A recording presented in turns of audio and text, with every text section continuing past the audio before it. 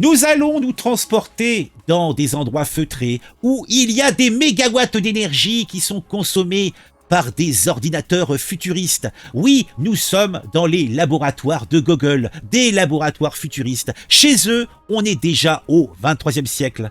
Et là-bas, il y a des esprits brillants, même peut-être les plus brillants, qui se penchent sur les mystères de la physique quantique. Me demandez pas ce qu'est la physique quantique, je n'en sais fichtrement rien. En tout cas, selon la Google, une révolution silencieuse est en marche. Le géant de la technologie vient d'annoncer une avancée spectaculaire, un ordinateur quantique capable de pulvériser des décennies de calculs en quelques secondes. Bigre. J'arrive pas à m'imaginer ce que ça représente, mais c'est très impressionnant. L'informatique quantique, cette science fascinante qui repose sur les principes de la mécanique quantique, promettent de transformer notre manière de résoudre des problèmes complexes. Contrairement aux ordinateurs traditionnels qui utilisent des bits pouvant être soit 0 soit 1, les ordinateurs quantiques utilisent des qubits. Me demandez pas ce que c'est. Grâce à la superposition, un qubit peut exister simultanément dans plusieurs états, augmentant exponentiellement les capacités de calcul. Là encore, me demandez pas ce que ça veut dire, je n'y comprends rien. Google présente en tout cas fièrement son dernier processeur quantique, le Sycamore, doté de 70 qubits. Cette mise à jour représente un bond considérable par rapport à son précédent modèle de 133 qubits. Celui-ci a une capacité multipliée par plus de 241 millions. Ah ouais, quand même. Sycamore atteignant une puissance de calcul jamais vue.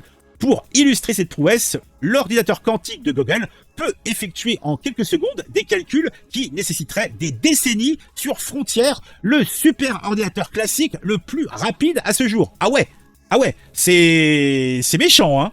Les implications de cette avancée sont immenses. Les chercheurs pourraient maintenant aborder des problématiques complexes comme la découverte de nouveaux médicaments en simulant des interactions moléculaires impossibles à modéliser avec des ordinateurs classiques. Ils pourraient également résoudre des problèmes environnementaux en modélisant des systèmes climatiques complexes pour prédire et ainsi atténuer les effets du changement climatique. L'optimisation industrielle aussi est possible grâce à Sycamore, puisqu'elle pourrait bénéficier de cette technologie en calculant des solutions optimales pour des réseaux logistiques, énergétiques ou financiers. Cependant, calmez-vous les enfants, malgré ces prouesses, l'informatique quantique n'était pas et n'est toujours pas exempte de défis. Oui, les qubits sont extrêmement sensibles aux perturbations environnementale, un phénomène appelé décohérence. Cela rend leur manipulation complexe et limite la durée pendant laquelle il peut effectuer des calculs fiables. Oui, et un autre obstacle majeur étant la correction des erreurs. Contrairement aux bits classiques, les qubits étaient et sont toujours sujets à des erreurs fréquentes. Développer des méthodes de correction efficaces reste donc une priorité pour rendre ces machines véritablement opérationnel. Eh ben dis donc, c'est dingue quand même, hein. En tout cas, Google affirme avoir atteint une étape appelée suprématie quantique, où un ordinateur quantique dépasse les capacités des super ordinateurs classiques. Cette déclaration suscite des débats dans la communauté scientifique. Pourtant, de leur côté, des experts comme Steve Riley, PDG de Riverlane, considèrent cette avancée comme un tournant décisif. D'autres, comme le professeur Winfried Harzinger de l'Université du Sussex, soulignent que des progrès importants restent encore à faire, notamment dans la réduction des erreurs et l'allongement de la cohérence quantique. Le domaine de l'informatique, en conclusion, est en pleine effervescence puisque des géants technologiques tels que IBM, Microsoft et Google, ainsi que de nombreuses startups, investissent massivement des sommes fabuleuses dans cette course.